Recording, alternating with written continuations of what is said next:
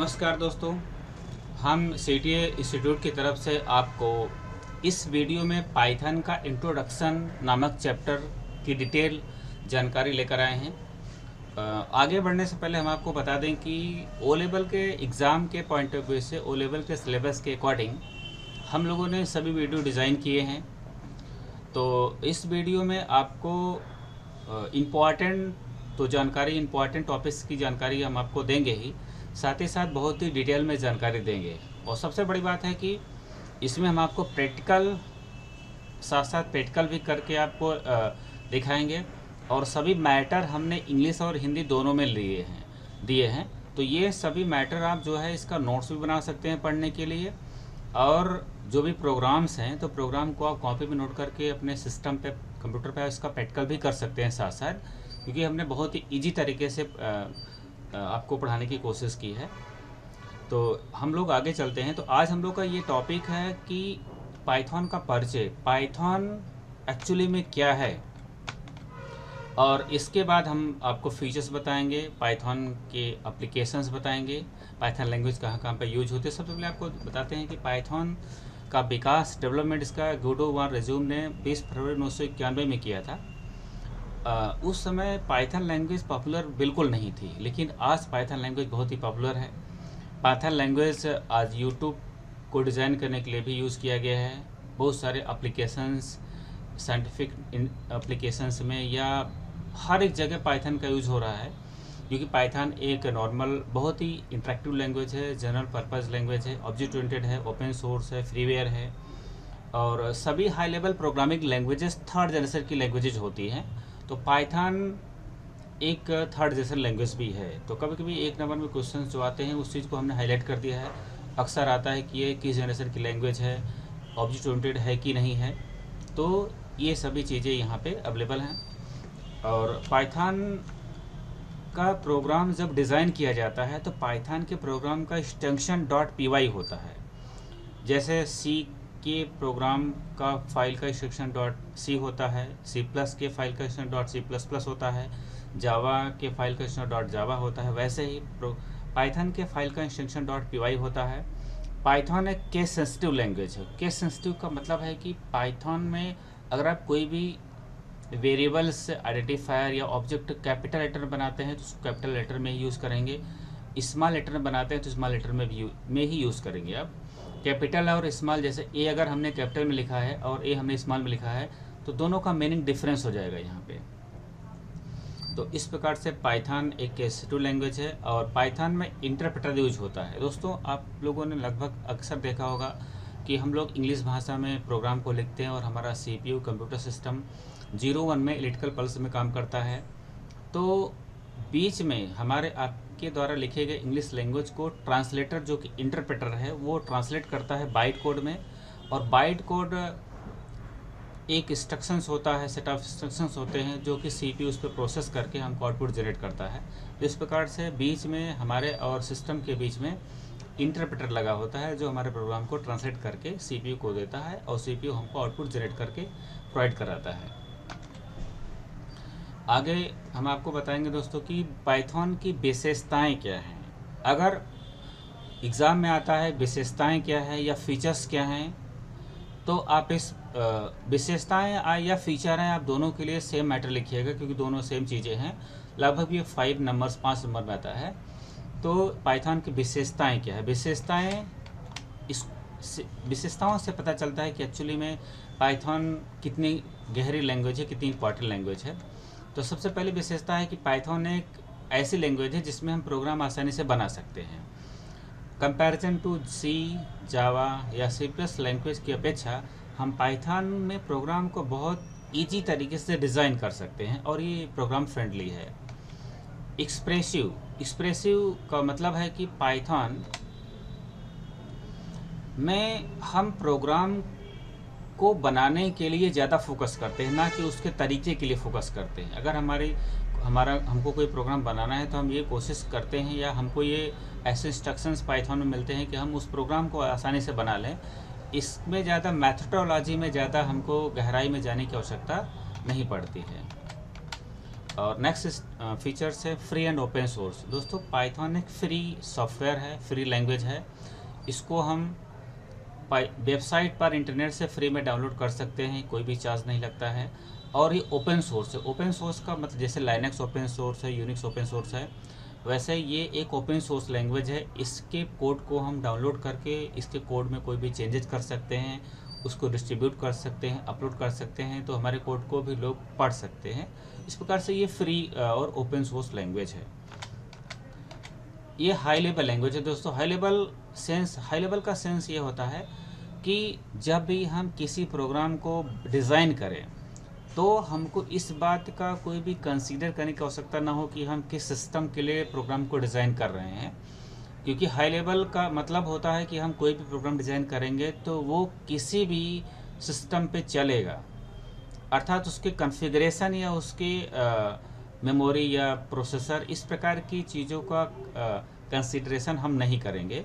इस प्रकार से हाई लेवल, जैसे लो लेवल लैंग्वेज होती है, मिडिल लेवल लैंग्वेज होती है, वो किसी खास सिस्टम के लिए, पर्टिकुलर सिस्टम के लिए डिज़ाइन की जाती है। बट हाई लेवल लैंग्वेज एक ऐसी लैंग्वेज है जो हर एक सिस्टम के लिए डिज़ाइन की जा सकती है और इसके लिए हमको उसके सिस्टम के आर्किटेक्चर को जानने की आवश्यकता नहीं होती है।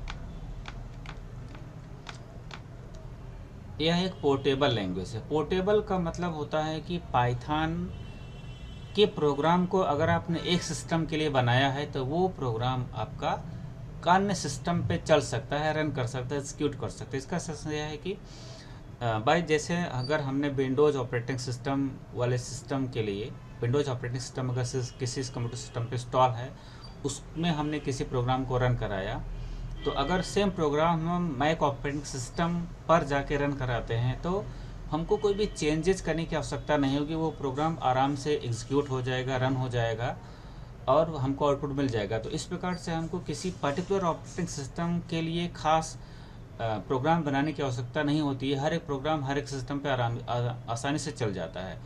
इस प्रकार से हम इसको कह सकते हैं कि ये पाइथन जो है सिस्टम इंडिपेंडेंट है, अर्थात किसी खास सिस्टम की को ना लेकर के हर एक सिस्टम के लिए हम एक नॉर्मल प्रोग्राम बना सकते हैं। Object oriented language. दोस्तों ऑब्जेक्ट ओरिएंटेड एक ऐसा फीचर है जो अकेला है पूरे लैंग्वेज को एक आधुनिक युग की लैंग्वेज के रूप में हमको दिखाता है। ऑब्जेक्ट मतलब है उद्देश्य, ओरिएंटेड मीन्स है परक, जो हमारे आधुनिकतम उद्देश्य की पूर्ति के हिसाब से काम करे उसको बोलते हैं ऑब्जेक्ट ओरिएंटेड। तो पाइथन एक ऐसी लैंग्वेज है जो ऑब्जेक्ट ओरिएंटेड है और इसमें हम आधुनिकतम नीड, आवश्यकता के हिसाब से सभी प्रोग्राम डिज़ाइन कर सकते हैं। जैसे आजकल हम आपको अक्सर हमारे आपके बीच में ऐसी चीज़ें, ऐसे डेटा हमारे सामने आते हैं जिसको पहले स्टोर करना पॉसिबल होता नहीं था, जैसे रेटिना या हाथ के अंगूठा से स्टोर करना या बायोमेट्रिक्स के द्वारा अटेंडेंस जैसी कोई एप्लीकेशन बनना। तो इस प्रकार की चीज़ों का जो सॉफ्टवेयर बनता है वो ऑब्जेक्ट ओरिएंटेड लैंग्वेज के द्वारा ही बनना पॉसिबल होता है। तो ये जो फीचर्स है ये बहुत इंपॉर्टेंट फीचर है दोस्तों। ये पाइथन लैंग्वेज जो है बहुत ही, ये जो है प्रोसीजरल है और ऑब्जेक्ट ओरिएंटेड दोनों है, दोनों का कॉम्बिनेशन है ये। और दोस्तों यहाँ पे एक बात हम आपको बता दें कि जो भी टॉपिक है उसको आप समझने के बाद ओ लेवल के एग्जाम में आप उसको अपने हिसाब से, अपने व्यू के हिसाब से लिखेंगे कि आपको एक्चुअली में क्या लगता है उस टॉपिक को पढ़ने के बाद। नेक्स्ट फीचर से एक्सटेंसिबल सेंस का मतलब है कि हम पाइथन के कोड को अन्य लैंग्वेज जैसे C++ में भी लिख सकते हैं। उस लैंग्वेज के का प्रयोग करके हम पाइथन के कोड को लिख सकते हैं। नेक्स्ट फीचर है एम्बेडेड। हम पाइथन के कोड को दूसरे डिफरेंट जैसे C+ या अन्य लैंग्वेज में हम इसको जोड़ सकते हैं, उसके साथ में जोड़ करके हम इसको लिख सकते हैं। तो दोस्तों जैसे स्क्रिप्टिंग लैंग्वेज होती है, किसी दूसरे लैंग्वेज में मिला के उसको लिखा जा सकता है, वैसे ही पाइथन में एक स्क्रिप्टिंग कैपेबिलिटी भी है कि हम दूसरे लैंग्वेज के साथ में लिख करके एप्लीकेशंस बना सकते हैं। लार्ज स्टैंडर्ड लाइब्रेरी है दोस्तों। पाइथन में बहुत ही बड़ी लाइब्रेरी है, जैसे C+ या C में stdio.h था, conio.h था, string.h था, math.h था, वैसे ही पाइथन में बहुत बड़ी लाइब्रेरी प्रोवाइड की गई है जिससे हमको कोड करना कम पड़ता है और हम एप्लीकेशन को सरलतम कम समय में आराम से डिज़ाइन कर लेते हैं। दोस्तों अब आपको नेक्स्ट फीचर्स के बारे में बता रहे हैं। नेक्स्ट फीचर है GUI प्रोग्रामिंग। हम पाइथन में सॉफ्टवेयर GUI बेसिस पर भी बना सकते हैं।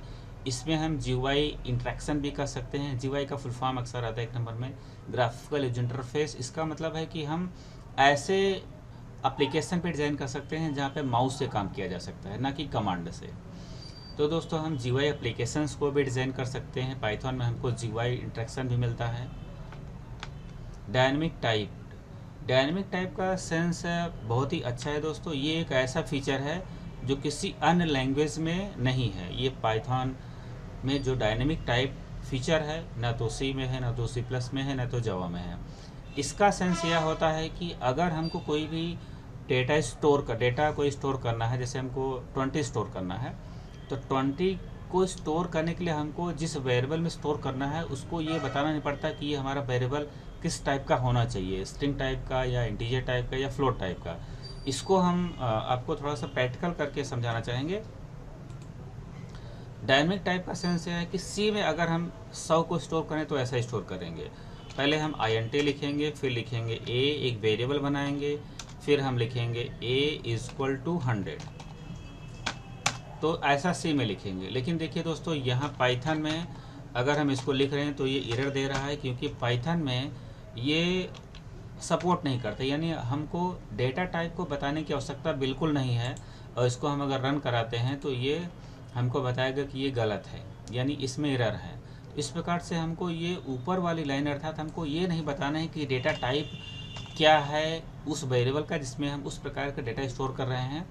तो डायरेक्टली जैसे हम किसी भी डेटा को स्टोर कर लेते हैं, वो इंटरनली उस प्रकार का वेरिएबल्स बना देता है, डिफाइन कर देता है। इसी फीचर्स को बोलते हैं डायनेमिक टाइप। यानी वो डायनेमिकली टाइप किए हुए वैल्यू के हिसाब से उस वेरिएबल को डिफाइन कर देता है, वो उसके लिए कैपेबल हो जाता है। अगर हमको कोई भी फ्लोट टाइप की वैल्यू भी स्टोर करनी है तो हम आराम से स्टोर कर सकते हैं। हमको इसके लिए फ्लोट लिखने की आवश्यकता नहीं है, जैसा कि अन्य लैंग्वेज में होता है। अगर इसी छोटा से प्रोग्राम को हमको C में डिज़ाइन करना है तो ऐसे हम डिज़ाइन करेंगे। सिंपल हम पहले लिखेंगे FLOAT फ्लोट, फिर लिखेंगे a और = 10.9 कर देंगे। तो यहाँ पे हमको फ्लोट बताने की ज़रूरत पड़ जाती है C++ जावा में कि हम फ्लोट टाइप की वैल्यू को स्टोर कर रहे हैं। बट पाइथन में ऐसी कोई किसी प्रकार की रिक्वायरमेंट यहाँ पे नहीं होती है। इस प्रकार से पाइथन में जो ये विशेषता है बहुत ही अच्छी है। इससे होता क्या है कि हमारे जो प्रोग्राम हैं, जो एप्लीकेशन है, वो जल्दी डिज़ाइन हो जाते हैं। उसमें हमको थोड़ा सा टाइम हमारा कम लगता है। दोस्तों, अब हम पाइथन के एप्लीकेशंस के बारे में आपको जानकारी दे रहे हैं कि पाइथन का एप्लीकेशन क्या है, पाइथन का यूज़ कहाँ पे होता है। तो पाइथन का यूज़ वेब इंटरनेट डेवलपमेंट के लिए होता है, अर्थात हम इसके द्वारा इंटरनेट पर रन करने वाले एप्लीकेशंस को डिज़ाइन कर सकते हैं, गेम बना सकते हैं, 3D ग्राफिक्स का डेवलपमेंट कर सकते हैं, मशीन लर्निंग, ऑपरेटिंग सिस्टम जो सिस्टम को चलाता है उसके लिए सॉफ्टवेयर बना सकते हैं, आर्टिफिशियल इंटेलिजेंस जो कि आधुनिकतम मांग है उसके लिए एप्लीकेशन डिज़ाइन कर सकते हैं, सॉफ्टवेयर बना सकते हैं, नेटवर्किंग प्रोग्रामिंग कर सकते हैं, अर्थात नेटवर्क से रिलेटेड एप्लीकेशंस बना सकते हैं, प्रोग्राम बना सकते हैं। डेटा, दोस्तों डेटा बहुत ही इंपॉर्टेंट चीज़ है। डेटा के लिए ही कंप्यूटर सिस्टम डिज़ाइन किया गया है। तो डेटा साइंस अर्थात डेटा को स्टोर अच्छी तरह से कैसे किया जाए। बड़े बड़े कंपनी में हज़ारों लाखों लोग एक साथ काम करते हैं, तो उस प्रकार के डेटा को स्टोर करने के लिए पाइथन में बहुत ही अच्छी चीज़ें डेवलप की गई हैं, उसको हम यूज़ कर सकते हैं। GUI डेस्कटॉप यानी सिस्टम, कंप्यूटर सिस्टम के लिए हम अच्छा सा एप्लीकेशन बना सकते हैं। और बिजनेस एप्लीकेशन, जैसे हम कोई किसी खास पर्पस के लिए कोई सॉफ्टवेयर डिज़ाइन करना चाहते हैं, जैसे पेरोल सिस्टम वगैरह, तो हम इससे डिज़ाइन कर सकते हैं। कैड कंप्यूटर एडेड डिज़ाइन के लिए भी एप्लीकेशंस इसमें डिज़ाइन होते हैं। सॉफ्टवेयर डेवलपमेंट आराम से कर सकते हैं, और मोबाइल के लिए भी एप्लीकेशन ऐप बना सकते हैं। तो दोस्तों, अभी आपने देखा कि हमारे इस वीडियो में आपने विशेषताएं पढ़ी, आपने इंट्रोडक्शन पढ़ा। अब अगले वीडियो में हम आपको पिंड फंक्शन बताएंगे और इनपुट फंक्शन बताएंगे। तो दोस्तों, इस वीडियो को ऐसे ही ध्यान से देखते रहिए, और आपको इसके लिए धन्यवाद। Thank you.